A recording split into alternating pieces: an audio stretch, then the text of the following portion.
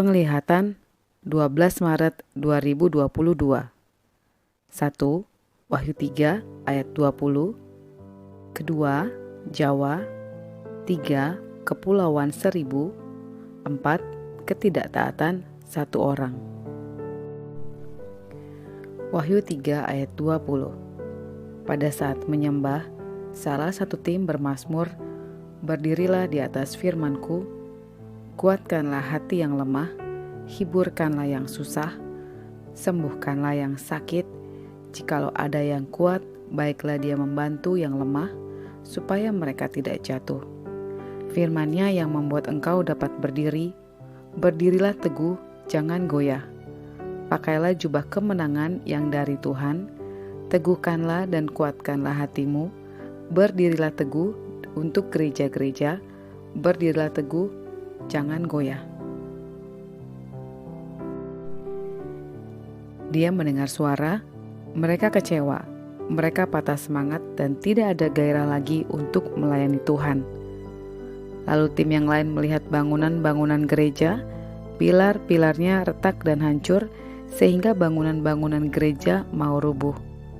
Lalu dia mendengar suara, kasih mereka yang semula sudah hilang. Setelah itu Tuhan Yesus datang dengan mahkota duri, tapi dia menangis dan mengetuk pintu di depan pintu gereja. Lalu ada tulisan firman Wahyu 3 ayat 20. "Lihat, aku berdiri di muka pintu dan mengetok. Jikalau ada yang mendengar suaraku dan membukakan pintu, aku akan masuk mendapatkannya, dan aku makan bersama-sama dengan dia, dan ia bersama-sama dengan aku." Lalu Tuhan memberikan ulangan 6.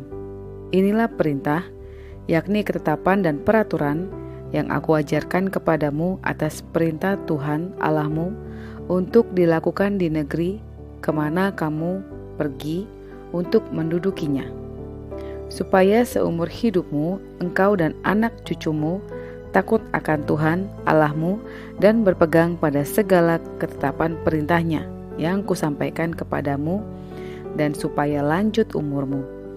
Maka dengarlah, hai orang Israel, lakukanlah itu dengan setia, supaya baik keadaanmu dan supaya kamu menjadi sangat banyak, seperti yang dijanjikan Tuhan Allah nenek moyangmu kepadamu di suatu negeri yang berlimpah-limpah susu dan madunya. Dengarlah, hai Israel, hai orang Israel, Tuhan itu Allah kita, Tuhan itu Esa. Kasihilah Tuhan Allahmu dengan segenap hatimu dan dengan segenap jiwamu dan dengan segenap kekuatanmu." Apa yang kuperintahkan kepadamu pada hari ini, haruslah engkau perhatikan. Haruslah engkau mengajarkannya berulang-ulang kepada anak-anakmu dan membicarakannya apabila engkau duduk di rumahmu, apabila engkau sedang dalam perjalanan, apabila engkau berbaring, dan apabila engkau bangun. Haruslah juga engkau mengikatkannya sebagai tanda pada tanganmu, dan haruslah itu menjadi lambang di dahimu, dan haruslah engkau menuliskannya pada tiang pintu rumahmu dan pada pintu gerbangmu. Maka apabila Tuhan Allahmu telah membawa engkau masuk ke negeri yang dijanjikannya dengan sumpah kepada nenek moyangmu, yakni Abraham, Ishak, dan Yakub, untuk memberikannya kepadamu kota-kota yang besar dan baik yang tidak kau dirikan, rumah-rumah penuh berisi berbagai-bagai barang baik yang tidak kau isi, sumur-sumur yang tidak kau gali, kebun-kebun anggur dan kebun-kebun zaitun yang tidak kau tanami. Dan apabila engkau sudah makan dan menjadi kenyang, maka berhati-hatilah, supaya jangan engkau melupakan Tuhan yang telah membawa kamu keluar dari tanah Mesir, dari rumah perbudakan. Engkau harus takut akan Tuhan Allahmu, kepada Dia haruslah engkau beribadah, dan demi namanya haruslah engkau bersumpah. Janganlah kamu mengikuti Allah lain dari antara Allah bangsa-bangsa sekelilingmu, sebab Tuhan Allahmu adalah Allah yang cemburu di tengah-tengahmu, supaya jangan bangkit murka Tuhan Allahmu terhadap engkau sehingga ia memunahkan engkau dari muka bumi. Janganlah kamu mencobai Tuhan Allahmu seperti kamu mencobai Dia di masa ... dan seterusnya. Jawa. Setelah itu salah satu tim melihat tim sedang berada di sebuah daerah yang gelap sekali dan setiap kita sedang berbaris membawa obor, lalu ada tulisan Jawa. Ketika membawa pulau Jawa, lalu Tuhan menaruhkan di hati sebuah firman Kisah Para Rasul 4 ayat 11-12.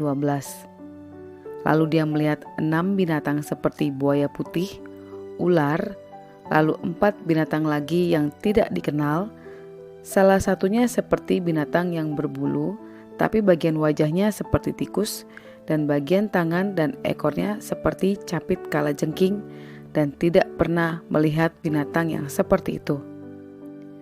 Lalu di hatinya digerakkan untuk berdoa memerangi roh agamawi, kepercayaan roh nenek moyang, dan yang ditaruhkan suku Sunda. Lalu dalam penglihatan ada ular raksasa hitam, di bagian wajahnya ada garis putih, meluncur dari arah Samudra Pasifik, lalu melingkari Pulau Jawa di dalam laut.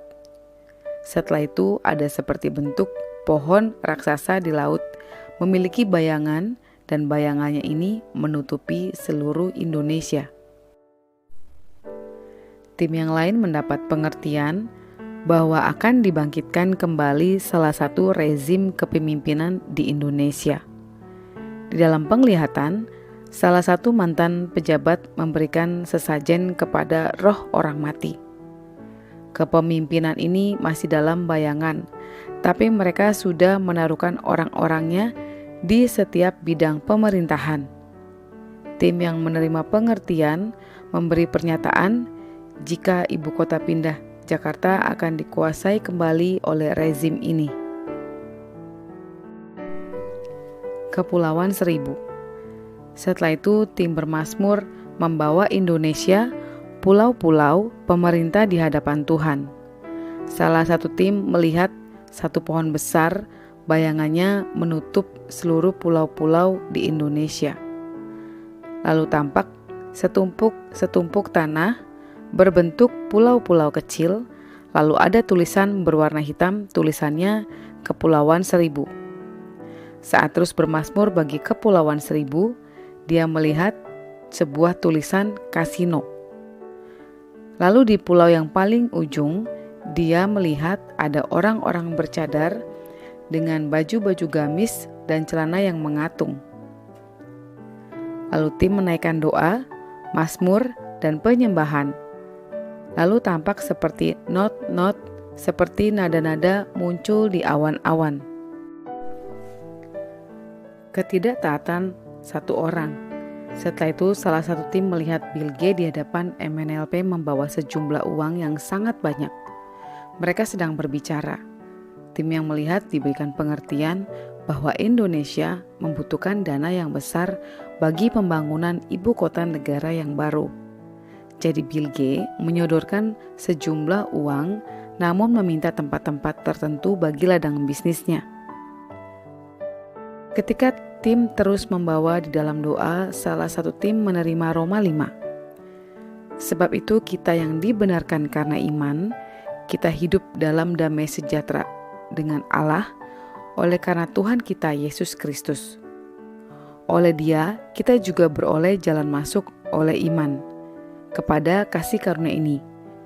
Di dalam kasih karunia ini kita berdiri dan kita bermegah dalam pengharapan akan menerima kemuliaan Allah.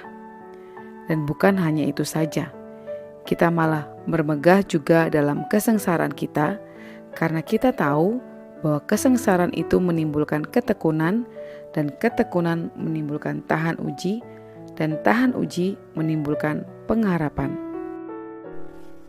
Dan pengharapan tidak mengecewakan, karena kasih Allah telah dicurahkan di dalam hati kita oleh Roh Kudus yang telah dikaruniakan kepada kita.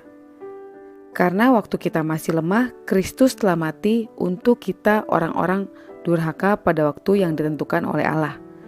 Sebab tidak mudah seorang mau mati untuk orang benar, tapi mungkin untuk orang yang baik ada orang yang berani mati. Akan tetapi Allah menunjukkan kasih-Nya kepada kita, oleh karena Kristus telah mati untuk kita ketika kita masih berdosa, lebih-lebih karena kita sekarang telah dibenarkan oleh darah-Nya. Kita pasti akan diselamatkan dari murka Allah. Sebab jikalau kita ketika masih seteru diperdamaikan dengan Allah oleh kematian anaknya, lebih-lebih kita yang sekarang telah diperdamaikan pasti akan diselamatkan oleh hidupnya. Dan bukan hanya itu saja, kita malah bermegah dalam Allah oleh Yesus Kristus Tuhan kita. Sebab oleh Dia kita telah menerima pendamaian itu. Sebab itu, sama seperti dosa telah masuk ke dalam dunia oleh satu orang, dan oleh dosa itu juga maut, demikianlah maut itu telah menjalar kepada semua orang. Karena semua orang telah berbuat dosa. Sebab sebelum hukum Taurat ada, telah ada dosa di dunia dan seterusnya.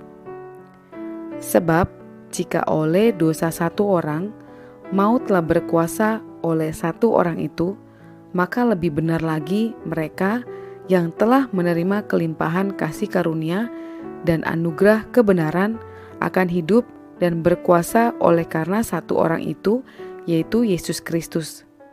Sebab itu, sama seperti oleh satu pelanggaran semua orang beroleh penghukuman, demikian pula oleh satu perbuatan kebenaran semua orang beroleh pembenaran untuk hidup. Jadi sama seperti oleh ketidaktaatan satu orang, semua orang telah menjadi orang berdosa. Demikian juga oleh ketaatan satu orang, semua orang menjadi orang benar.